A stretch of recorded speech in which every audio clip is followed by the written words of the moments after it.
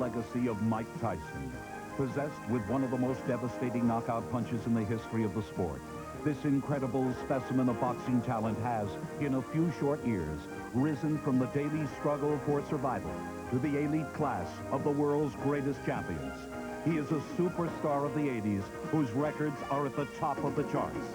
These are Mike Tyson's greatest hits. Hello, I'm Mike Tyson. Those of you who followed my boxing career know I've accomplished a lot in a short period of time. It happened way back in 1980 when I first met Customato, the world-famous trainer and manager. After training such great champions as Floyd Patterson and Jose Torres, Customato opened a small gym above a police station in upstate New York, leaving the world of big-time boxing behind. Until he met a 13-year-old delinquent from Brooklyn, brought to him from a nearby penal institution. Cuss knew if he would dig deep enough with this troubled youth, he would uncover a jewel. Back and forth like this. Okay. I'm not a creator. What I do is discover and uncover. See, my job is to take the spark and fan it. When it starts to become a little flame, I feed it. And I feed the fire until it becomes a roaring blaze. And then when it becomes a roaring blaze, I pour huge logs on. And then you really got a fire going. He had taught many boys the sweet science, sharing his large home in Catskill with them. But one boy in particular stood out not only in the ring, but in Cuss's heart. When I was 14, Cuss used to tell me about all this. We would talk about the old fighters or something, and then we go to another hour, we talk about girls. It was just like my big brother of my father talking about his father. Within 2 years of their meeting, the old professor legally adopted his rising star. Their destiny had begun. And Cuss always strived. He said, you can be the champ, even at a young age. And I believed in him. I developed that kind of confidence in him. And we just made it, that was the destiny, no matter whatever happened. And he discussed times that he wasn't feeling well and he doesn't think he's going to be around. But he said, no matter what, the job must go on. Guided by the teachings of the master, Mike Tyson set about changing his life, and in time, the entire boxing world. But you aim it here and bring the same hand. When he hits here, his life will bring it down. Even because his life bring down, bang, over here. Bang, with the left hook here or here. And you get hit, bang, you get excited, and your head comes up your hands. When you get hit, that's when you got to be calm. You got to be clever, you got to be smart, and not get hit. And when you're able to do this, you're a fighter. As a fighter, Tyson first entered the amateur ranks. His impact was immediately felt.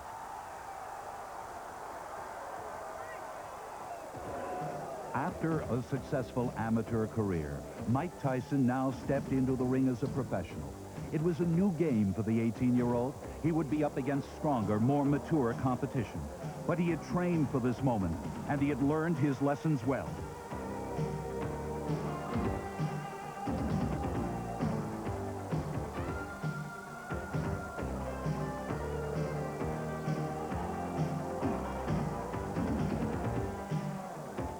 As he had been taught, he was putting on a great show. But as his reputation grew, so did his impatience for bigger stakes. The results were now all too familiar to the men who faced him.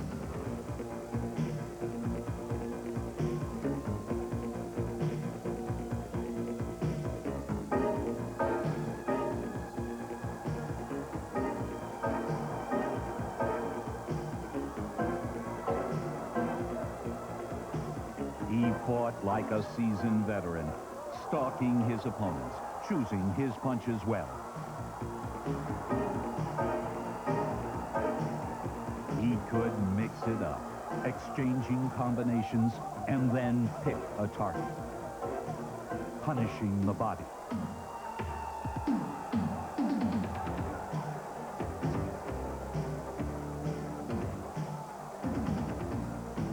And if they made the mistake of getting up for more, launch a cannon to the head.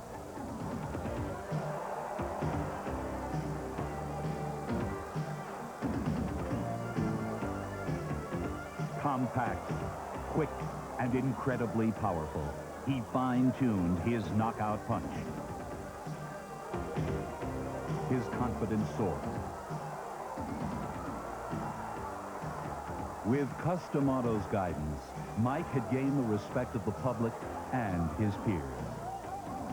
In the ring, he had conquered his fear.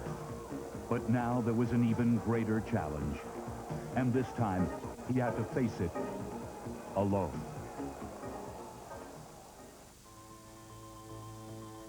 On November 4th, 1985, just 3 days after Mike Tyson knocked out his 11th straight professional opponent, Customato died of pneumonia.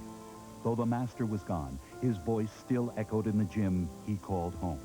Your mind is not in your way, and something distracting you. And remember, it's always good to throw the punch where you could hit him and he can't hit you. That's what the science of boxing is all about. The master instilled in the student his experiences and thoughts to carry him through his journey. Words were his tools, words that are still very much alive today. You know what I like about it's about the coward and the hero, that both of them feel the same. It's what they do that makes it different. In other words, the hero feels just as frightened as the coward. But it's just that the coward, he runs. Instead, the hero, he feels the same, and he has the discipline, and he just makes himself go through whatever has to be done. It's what he does that makes him a hero, and what the other fellow doesn't do that makes him a coward. It was D'Amato's philosophy to build will rather than skill. With Mike, he had succeeded. He had bred in Tyson the heart of a champion, a heart that had other feelings as well. You know, it really is difficult because I did miss him a lot. But even besides, before, when Cus was around, I was always that way. I used to always keep things to myself. I always kept things to myself. But it's just that I let some things out. I spoke to him about some things that were on my mind. But when things get on my mind now, I don't talk to anyone about it. If Cus was around, he would tell me things. And he would explain this is what I would do. And so I would tell him, yes, but just don't worry about it, Cus. Everything's going to be all right. And he knew not to worry about it. There's no way we could fail. We must succeed. Determined not to fail the memory of his beloved tutor, Mike returned to the ring with a vengeance. Immediately setting a course on the road to the heavyweight title.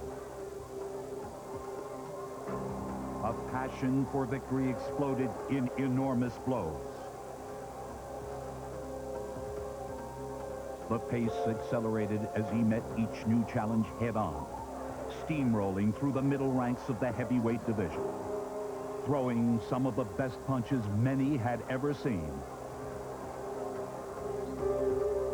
and some not even seen at all.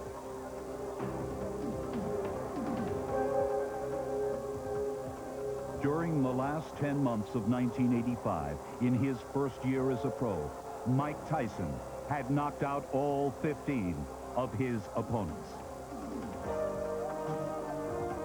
And with the new year, the hits just kept on coming. Even when pushed into the middle rounds of a bout, he could unleash unbelievable combinations. Now reaching the critical point in his career, there was little need for worry. Mike Tyson had been properly prepared. His new co-managers had built the foundation along with Customato by providing lessons on all the great old fighters from their extensive boxing library. At this stage, the late Jim Jacobs and partner Bill Caton developed Mike's progress. Our chief responsibility has been, over the last year, to pick the opponents for Mike Tyson. Nothing is more important than the opponents you pick for a fight. The strategy was set to showcase Tyson at his best.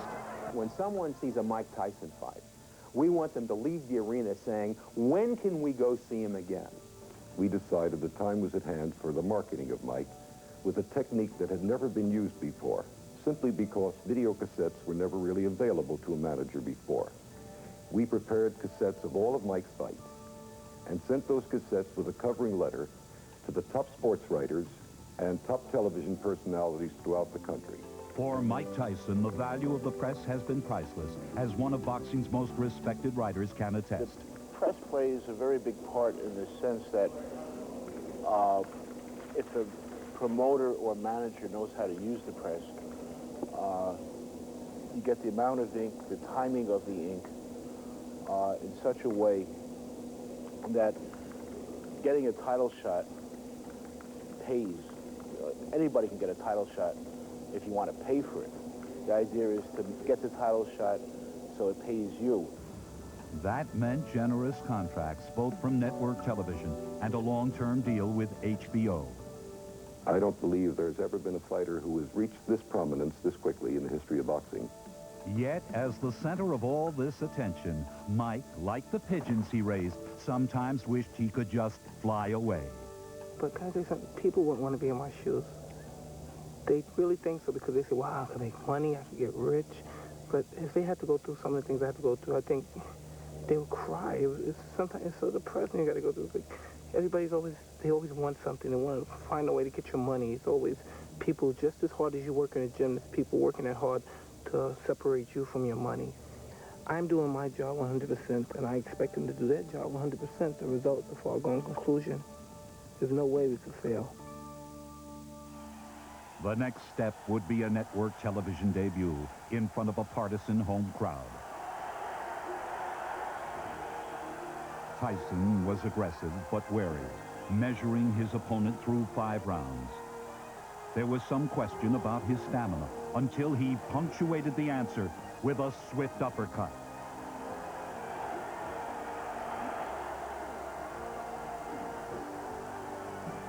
Ferguson barely held on until disqualified for staying too often in the clinch. Mike Tyson had staged an impressive first effort for a rapidly growing number of fans. Nationally recognized as a legitimate title contender, this gladiator proudly displayed his trademark: black trunks, no socks, no robe. Now he would meet boxing's best, fighters with broad experience who knew how to neutralize his attack. Tyson worked with his other skills, patiently waiting for his moment.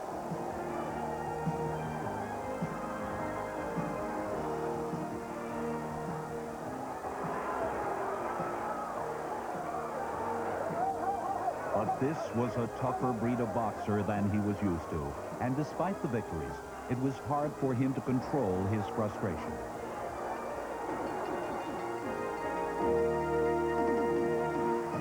Now, when he entered the ring, his opponents already had the book on Mike Tyson. You understand? Throw the 1-2 from the outside and tie him up. 1-2, tie him up. Don't fight him inside. Get him on the outside. Green just trying to tie Tyson up, and a couple of good shots by Mitch Green. His best rally of the fight right here. Look here. He's caught Tyson 4 or 5 times, and Tyson, for the first time, seems a little bit puzzled. Well, he's smiling. Tyson is smiling, but see, Green has those fast hands. Tyson said one time, he said, I understand anatomy. Here again. Oh, what a left hand. Tyson enjoyed silencing his critics with another win. And going 10 rounds, I'm telling you, it's fun. I'm having a good time in there. And the fun continued, but not for the men who chose to step into the ring with Mike Tyson.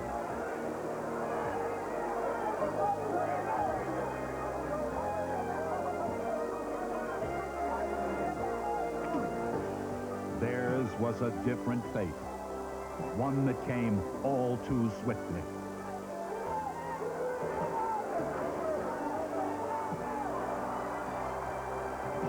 Once again, the look of a devastating knockout puncher returned. Still, his critics wondered if Mike Tyson could hold his own against the big heavyweights, the ones who could take a punch and come back for more. And Jose got the worst of that one. The mouthpiece goes, and Tyson is on top of him. Rebalta ties him up. He's still got a long way to go in this 8th round, halfway. There's a big right hand, and Rebalta is about to go. Ties him up again, showing a lot of moxie. Oh, what a shot, and Rebalta's down. He is is up, but he is in some trouble. Oh, he's seriously hurt this time, though. Hey, how you doing? You want to continue? Yeah, okay. Oh. So do you want to continue? He said, yeah, hell yeah. That's a fighter. And that's it. With another knockout in his next fight, he had completed all the lessons. Mike Tyson was ready to graduate.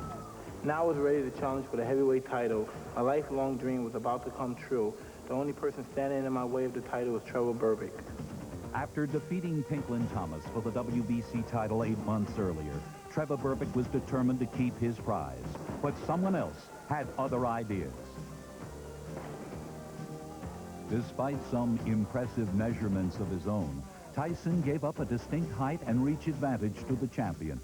In the ring, however, he measures things differently. To my advantage, because most fighters are used to fighting opponents 6'3", 6'2", the average heavyweight. And I feel that I use it to my advantage because I move my head, I'm very quick, and I'm low to the ground, and it's very difficult to hit me. I get a lot of leverage from my punches, and it doesn't matter if I punch up or straight or down or around. I have good leverage. Jabbing is all to do with timing. If you throw your jab at the right time, you could be 5'6", and I'll jab a guy 6'4". When I was younger, I used to always say, God, I'm just a midget. I'm never going to grow. I'm never going to be anything because I'm too short to do any kind of sports, anything. But then, you know, I mean, I started believing in myself, and things worked out right. And the way things worked out brought him here. This is the main event of the night. 12 rounds of boxing for the WBC Championship of the World. At age 20 years, 4 months, and 22 days, Mike Tyson could, with this win, become the youngest heavyweight champion ever, surpassing the record of Floyd Patterson. The key in this fight for Tyson is to be patiently aggressive, not to fling himself into clinches as he has done. The key for Berbick, in my judgment, is to hold him off and smother Tyson and hope for a long fight that wears him out. Then he can be in the hunt. Well, I feel is imperative for both fighters. Keep those hands high. Both wearing black, Berbick with the high black stockings. Left hook, Tyson. What's Berbick's trying to do? He's trying to overpower Mike Tyson. And he's abandoning doing what he normally does best, and that is to use his whole body, to use those broad shoulders.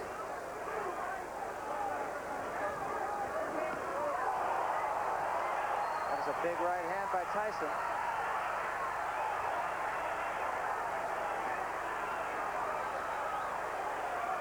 This crowd is right into this fight, right at the bell. I would not be surprised when these guys go down because they're throwing big shots, and both fighters are a little cold, a little stiff here. A little tight. Right hand, Tyson, and a left behind it.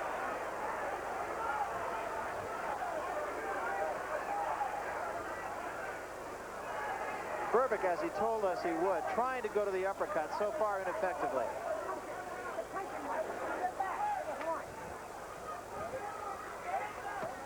Big right hand, Tyson.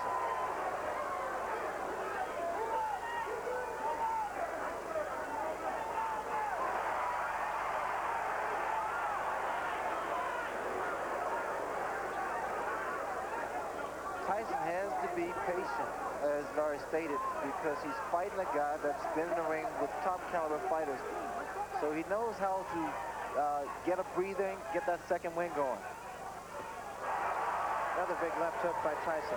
I mentioned this earlier, but Tyson's punches even sound different than most heavyweights.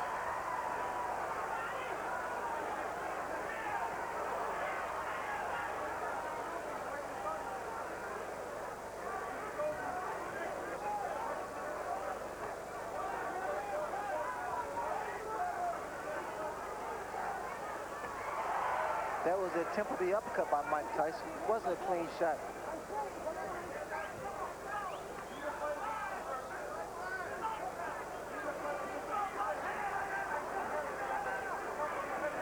Shevrik appears to be trying to keep Tyson backing up, making him fight his fight.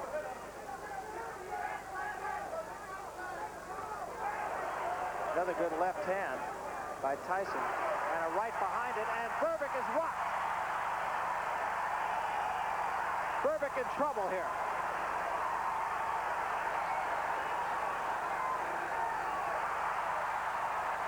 Berbick just trying to get through the round. He's hurt, no question.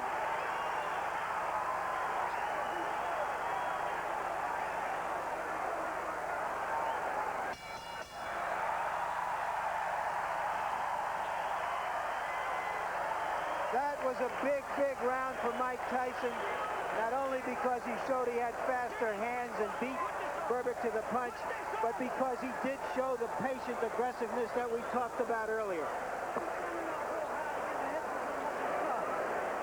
We have to remember that Trevor Berbick has never been hit by punches as hard as he's being hit in this fight, and you never know how a man is going to respond to that. Very calm. Look to place the body shot first, then the head. Great round. Tyson is everything that people could have hoped for in that round. Trevor Berbick, we should point out, has been down twice. There's another big shot by Tyson. Berbick in a heap of trouble. Down he goes. The punches are coming in such a succession that Berbick can't deal with them. They're short, powerful, devastating punches.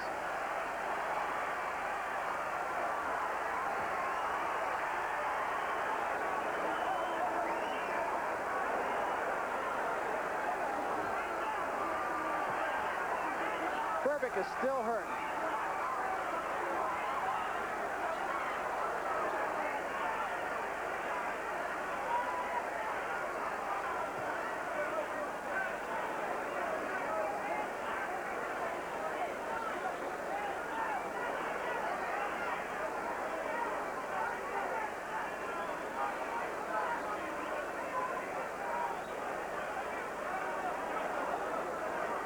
Trevor Berbick still seems to be not on solid legs at all here, Ray.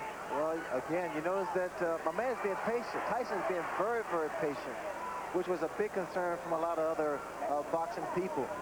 He's being patient against a guy that has a great deal of experience. He's not wasting any punches. Trying to tie Mike Tyson up here, just kind of hang on and get the cobwebs out. Oh, another big right hand, and Berbick is in trouble again. Tyson is perpetual motion, and the reason he's so dangerous, Barry, because he continues to throw those punches. One thing I've noticed in Tyson, he actually turns southpaw because he can knock you out with either hand.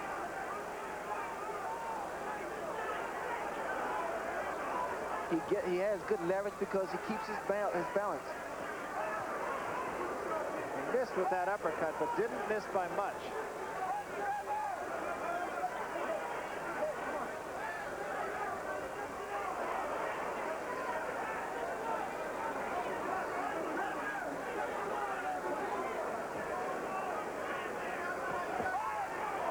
That was a right to the body and an uppercut to the head, and Berbick is down.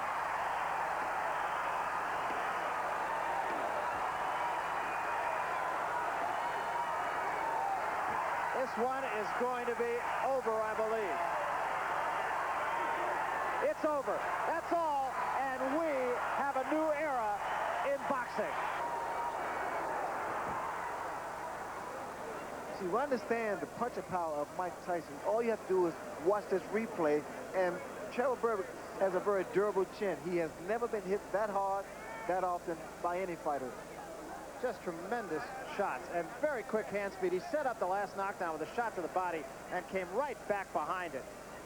And you could see at this point that Trevor Berbick was not about to get back up. Mike Tyson did what Mike Tyson normally does, and that's fight. Yeah, and he does. That's with a capital F also. His mark was written in boxing history. Mike Tyson had become the youngest heavyweight ever to be called champion. After a well-deserved rest, the new champ brought his crown jewel into the next step of the heavyweight unification series. This time, the prize was Bone Crusher Smith's WBA title. The first right hand by Smith, nowhere near its mark. It's also a straight right hand, and Smith will often come from right to left. There was a body shot. That was not a punch.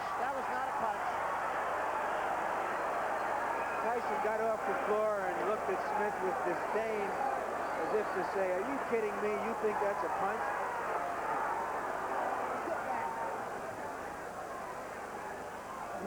Maybe his game plan, well, he thinks you're going to get tired. Maybe you just show him that he ain't going to get tired. You understand? Spit it out. Tyson is trying everything he can to try to get in one good punch.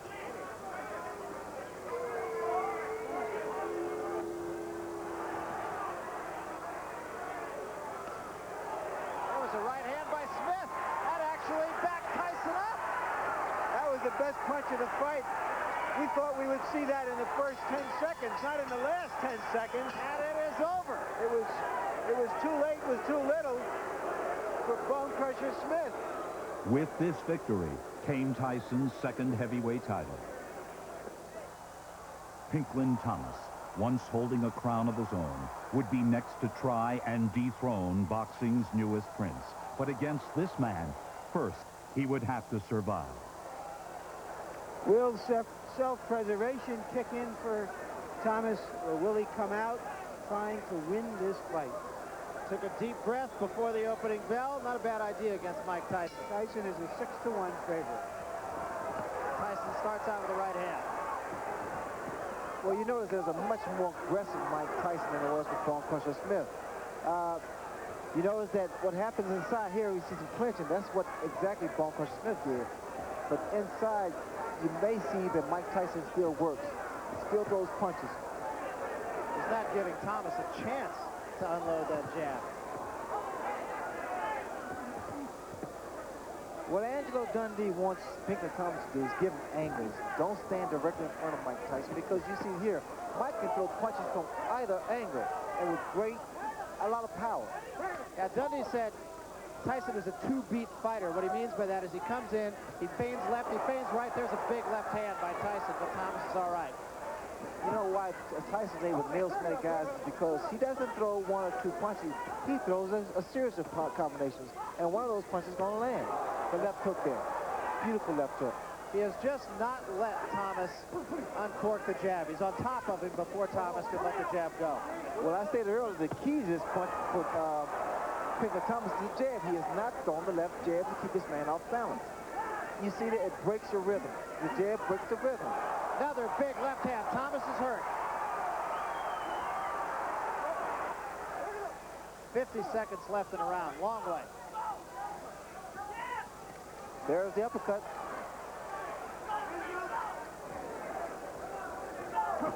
And a big left hand right on the jaw of Pinklin Thomas. Thomas is in all kinds of trouble. Still 30 seconds to go in the round.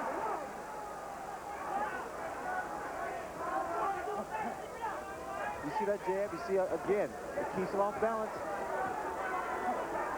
And now Makes him reach. He's also starting to go side to side pretty well, too. That jab, as long as you use it consistently, it keep anyone off balance. It'll make you reach in, the right hand will land, and you'll find it'll be a much easier fight. Pinklin Thomas really is almost starting to control the tempo of the fight. Tyson is almost fighting Thomas's fight rather than the opposite, and I've never seen that happen. Thomas is holding him a little bit. I'm waiting to see Mike Tyson throw that bolo punch, kind of bolo, double right hand, right hand to the body and right hand to the head. That's another round for Pinklin Thomas, in my book. Bad intentions. Bad intentions, baby. Bad intent. What's the matter? He's getting tired. He's getting tired. Something has happened to Pinklin Thomas's glove. Yeah, we got you. And we wonder now what's happening here, whether he thinks Thomas is tired and he's done something. Remember the famous incident with the cut glove of Muhammad Ali when he fought Henry Cooper. You also remember early in this round that Mike Tyson commented to his corner that he thought Thomas was getting tired. So I'm just wondering whether Angelo is pulling something right here.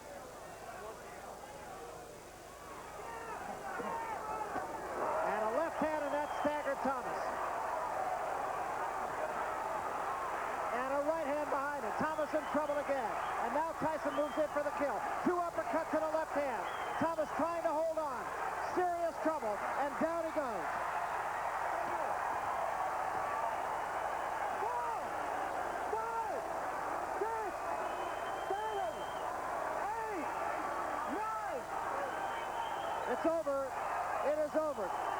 did not make it by the count of 10.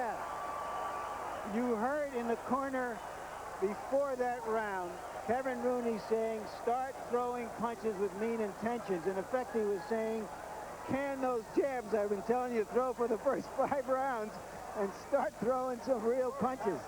And when he did, he did. This convincing victory led to the culmination of the 18-month-long series to determine the undisputed heavyweight champion of the world. In the final event, Tony Tucker matched his IBF crown against Tyson's WBA, WBC titles. I was expecting Mike Tyson to jump right on Tony Tucker. Tucker, I had figured that he should at least tie his man up, try to frustrate Mike Tyson. But is he strong enough to do that? Well, that was a good right hand by Tucker. That might have been the best shot that Mike Tyson has ever taken right there. did you notice that uppercut blocked Mike Tyson? This man, Tucker, may have found out a weakness. He may have seen something. Technically speaking, no one gave Tucker a chance. But there are miracles here. The last time Tony Tucker lost a fight was in 1978. You know, a lot of times people say, well, what do you see in Mike Tyson? And we always felt that he was susceptible to take jabs. But I think what Tucker saw in Tyson was the uppercut. He was susceptible to the uppercut because of his style, the way he launches in. That was one of the few times I have ever seen Mike Tyson stopped by a punch. Again, a right hand, but he took a right from Tyson. And another big right by Mike Tyson. Did a very good first round for both men, and particularly for Tucker. With a great left hand at the bell by Tyson.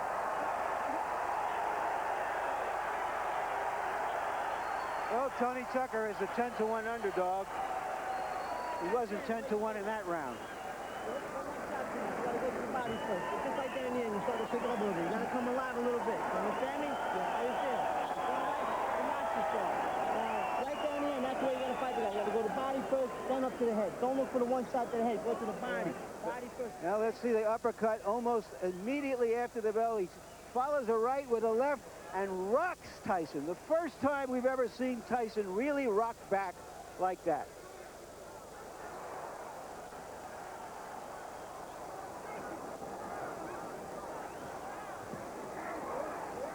There was a good right hand again by Tucker. In close, catching Tyson on the way in.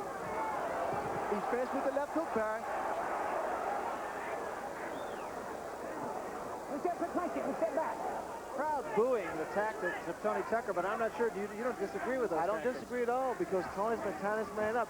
There was a good right hand by Tucker again. But they're uppercuts, Barry. Do you notice they're uppercuts? Again, he's tying his man up.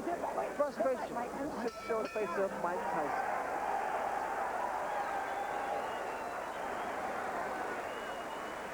There has to be concern now in Tyson's corner. This is the most competitive fight he has ever been in. On one punch at a time, he makes it visit, then he pops it on one time, you understand?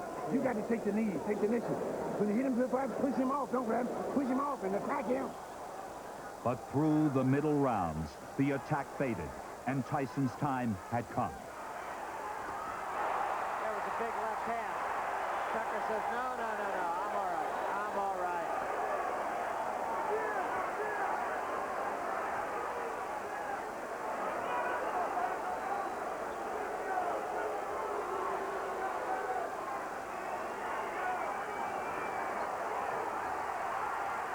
Tyson finishing with a flourish. And so is Tucker. Great finish to a pretty entertaining evening.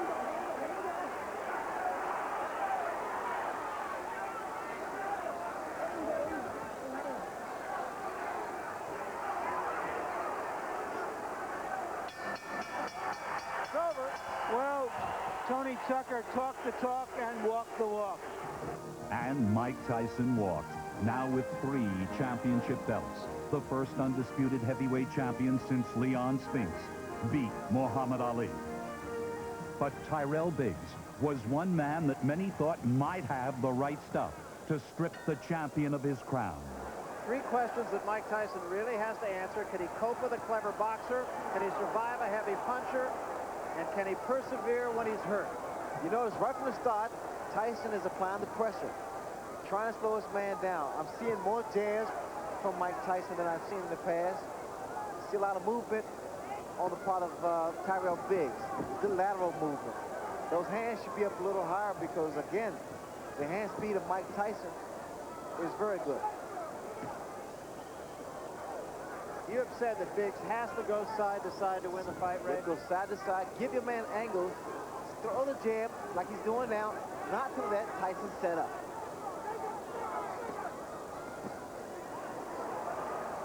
Tyson also said that he has found a pattern in Tyrell Biggs that he feints to the right before the punch actually is thrown.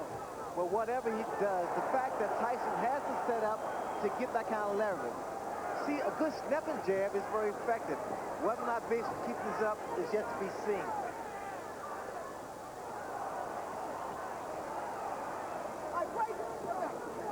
And now the cut over the left eye, and it's pretty bad. It's the same eye, the same cut.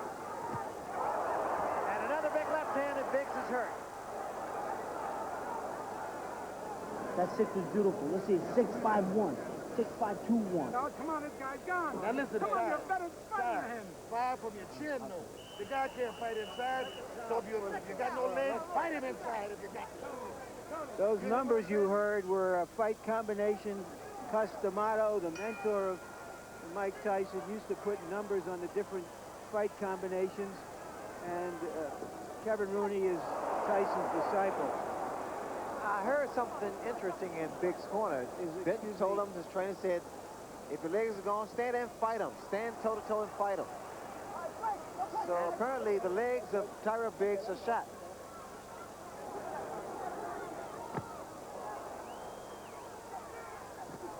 Oh, that punch. That was a tremendous left hand. 4, 5, 6, 7, 8, 9. How do you feel, Paul? Okay? Oh, this is it. He is gone right now. He has no legs at all. And 10 seconds to go in a round. There's a left hand. He's down again. It's over. It's all over. And it wasn't even close. Here's the final knockdown now. No, I think it's the power and the fact that Mike Tyson actually wore his man down. It seemed no ordinary man could beat Mike Tyson. But next, he had to face a legend. After the big fight, there was a new challenge. Larry Holmes, who was champion for 7.5 years, until Spinks beat him in 1985. Now it was my turn and my era. For this newest opponent, Tyson stuck to the same old game plan that had brought such great success before, one that included a great measure of sacrifice. No one wants to get up at 4 and run when it's pitch dark. It has to be done. And the only reason I do it so early is because I believe that the other guy isn't doing it, and that it gives me a little edge. The most difficult part about fighting is the training, because believe it or not, the easy part about fighting is the fighting. To achieve victory, he knows he must repeat steps he has taken many times before. Around a month before the fight, the only thing I think about is just training, constantly training. I enjoy it, but, you know, it gets sometimes boring because it's just constantly repetitious, over and over, the same thing, over and over. Snap, you flew like that. There you go, there you go. Trainer Kevin Rooney's unique methods have produced results in the ring. Well, the purpose of the slip bag is to get the fighter moving his head, to get him in the habit of moving his head correctly. Your right hand, left hook, right hand. Now you do 1-5-1. We use a number system where I call out the different numbers for the different punches. You know, 9, 10, 11. You know, body, body, head. When Kevin tells me the numbers, the 4, 5, 6, I know exactly what they are. I don't even have to think. But it is at times difficult to get boxing off his mind. 80% of the training is all emotional. I try not to think about the fights, but usually I always think about the fight in my mind. While I'm in training, I would dream about the fight. And And I always dreamed that I'd lose. It was very scary. Like, oh my God, what am I going to do now? And it's funny, when you dream you lose, you wake up, and you wake up thinking that you lost. And it's scary. But when Mike Tyson entered the ring against Larry Holmes, he wasn't scared. He was angry. Angry at his opponent, who had openly attacked his character in the press. I'm going down in history, not Mike Tyson. He go down in history as a SOB. If he do happen to win the fight, down the line, he's going to destroy himself. Mike Tyson, however, would do his talking in the ring. Round one. I called Larry Holmes from my home, and he said that, Ray, I would not run for Mike Tyson, which implies he's ready to exchange punch for punch. Ray, I have to ask you, any punch that anybody with an iota of tactical wisdom would go after the body and take away Larry Holmes' legs. Agree? You notice exactly, but you see what Larry Holmes is trying to do. He's trying to use that reach advantage. Keep that stiff hand out there and not let Mike Tyson get his punches off. Again, we see Mike Tyson not throwing punches inside. We see a lot of tying up from Larry Holmes, and we should see a lot of tying up. Holmes does work the body, rather Tyson works the body earlier. Again, Larry's preserving those legs. He's not doing a lot of dancing, a lot of moving, but you need to see more jab. He's keeping his man off by extending a stiff left hand. Tyson's having a few problems here, not being able to measure Larry Holmes. And I think that's what Larry Holmes has in mind, to try to frustrate Mike and make him run into him. I think Mike Tyson should pick up the pace. He's fighting Larry Holmes' pace. What Tyson has to maintain is his composure. He can't get frustrated. Those are the kind of shots that create a lot of damage. Holmes was complaining about a low blow, and I think he was right. Joe Cortez says keep him up to Mike Tyson. That was a big right hand. Best punch of the fight. Followed up by another good punch right after the bell. Keep your knees bent, your defense tight, but keep your balance. Working behind a good hard jab. Big one.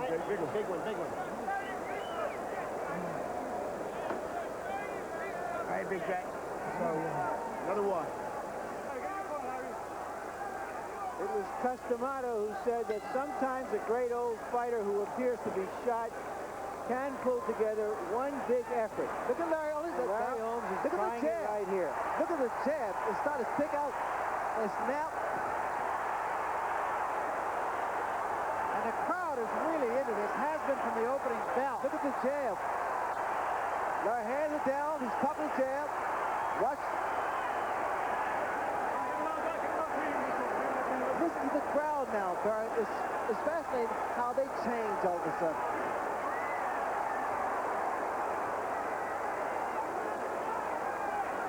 I seem to hear that same kind of reaction, I think, in another fight out in Las Vegas not too many months ago.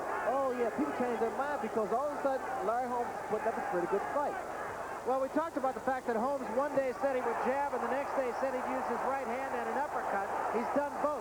Larry got hit by a left hook, Barry, because he stood straight up and wasn't moving and didn't have his hands up. And that's going to happen time and time again.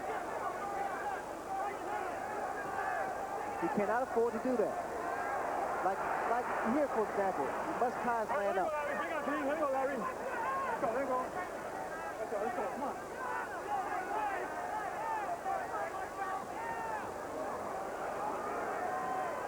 Let's go, Larry. Work out of it, guys. All right, let's go. All right, break out clean. Let's go. You got the hole. Let's go. That was a right hand, and down goes Holmes from a crashing right hand. The old Larry Holmes would always get up and fire back. But he's in against a guy who is a tremendous finisher. And down he goes again from another right. There's a full minute left in this round. Larry trying to clear his hands while he's walking around. What he needs to do now is either tie his man up. He can't move because he's not steady. He needs to hold on. It will take every bit of savvy that this man has. Tries to fight back. Still 40 seconds left. He's still on Queer Street. And took another big right hand. 30 seconds left. Tyson just looking for the one shot. Well,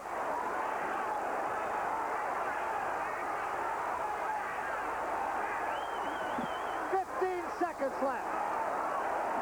Tyson still has to be careful because that's Huge it. right hand. That should be it. And down goes Holmes, and that's going to be it. It's over. That's all. The torch had been passed from the old king to the new king of boxing. Mike Tyson didn't realize the extent of his worldwide celebrity until he came to Japan to defend his championship against Tony Tubbs. When he arrived, the reception was overwhelming in any language. So I really would like to thank you graciously to invite me to your country, and I look forward to giving you a good show. And if there's any questions you'd like to ask, I would like to gratefully answer them. No one speaks English. His fans were everywhere. The eyes of an entire nation were focused on this new age samurai. Giant. He is a symbol of the United States. For Tyson, this was something entirely new. I feel like I left Earth and went to another planet. I never experienced anything like that before in my life. Around a bunch of people just surrounded around me, and they're so excited to just be around me. It was an experience I don't know if I will experience again. I feel everyone should know who the world champion is. And in my mind, before I ever traveled to another country to fight in a world championship contest, I thought, yeah, everyone should know the champion of the world. But God, man, I just took second thought that I knew it had been like this. The objective was to capture the hearts of his Japanese fans. The target, Tony Tubbs, who at 244 pounds thought his bulk could stand up to Tyson's muscle. The startling hand quickness that Tubbs brings, startling partially because of the shape of his body. Well, here with Tubbs, the uppercut. I also noticed the uppercut of Mike Tyson. He's able to throw the same punch twice, unannounced. Tyson missed with the left hook. Earlier, he had landed a wicked right to the kidney. Look for a looping right hand by Mike Tyson, because that's the punch I see that Tubbs is vulnerable to. He keeps dropping that left hand. 1 minute to go in round one. Tubbs landed a left and ducked away effectively.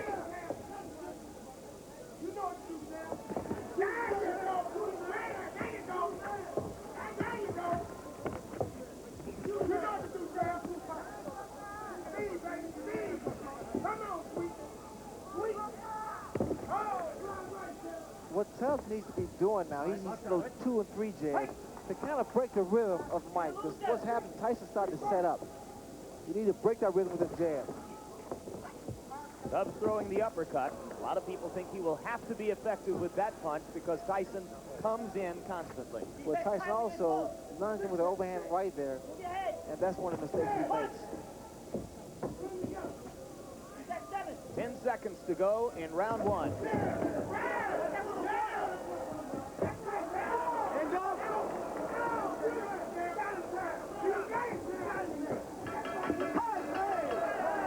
One punch after the bell, and now Mike Tyson returns to his corner. I thought Tubbs fought a very effective round. I gave him the round. He landed some hooks, and he went to the body as promised. Remember, he told us that nobody has gone to Mike Tyson's body so far.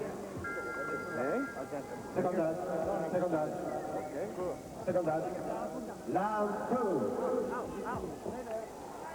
The talking in Tubbs' corner was done by trainer Odell Hadley. So now Hadley and Rooney have had their minute, and round 2 begins.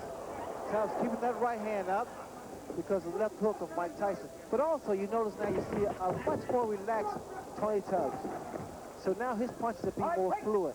Look at Tyson with the rapid-fire 3 jabs in a row. Something new within the past year. Well, Tyson is starting to improve each time he steps into the ring.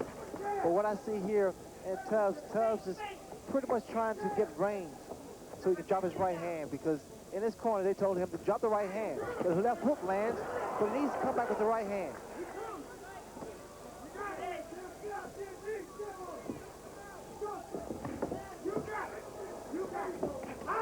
There's the right hand, Jim, I spoke earlier about.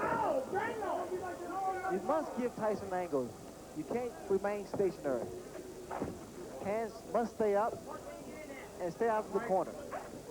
But indeed, Tony acknowledged in talking with us, Ray, that you couldn't finesse Tyson completely. You have to be willing, as he said, to fight it. Well, you saw that double punch with one hand, sort of a Bolo-type punch. And those are the type of punches do a great deal of damage because the body shot and then the uppercut. Raises the chin up, and then the left hook comes into play. Good uppercut by Tubbs inside. Snap Tyson back a little.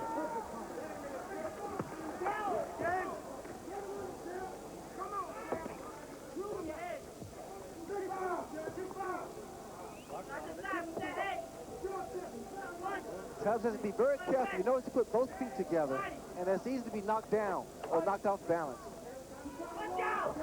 He's trying to use his additional weight.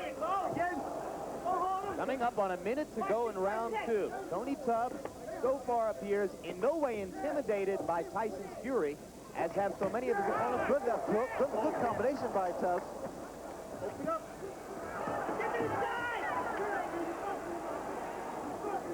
You know, Tubbs just trying to gain respect, and I think he's done that.